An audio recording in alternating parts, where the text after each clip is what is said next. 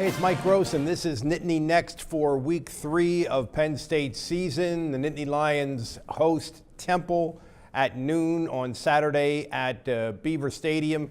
And I think we have to discuss a little bit what happened last week, when kind of an epic battle at Pittsburgh, and Penn State fell a little bit short, 42-39 to Pitt, in what could have been kind of a swing game in their season. And that makes the Temple game, I think, almost a must-win for James Franklin and the troops. Temple is, as you may remember, beat up Penn State pretty badly last year down in Philadelphia. This year, Temple apparently not nearly as good. They lost to Army in week 1.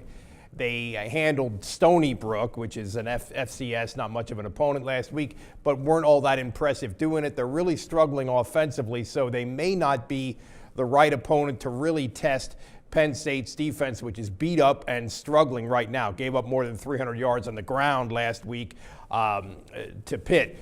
But the pressure now is on Penn State because, you know, it's Michigan next week and the Big Ten going forward. So this is really a game where Penn State will be under the gun a little bit. And as unfortunate and unfair as it may be, James Franklin is a little bit under the gun now. If they lose Saturday, you're going to start to hear a lot about Franklin being on the hot seat, and particularly if they lose to a Penn State alumnus who is a hot young coach who the general consensus is not going to be at Temple forever, and that's Matt Rule, Temple's coach. So there's a lot of little juice in that sense going on.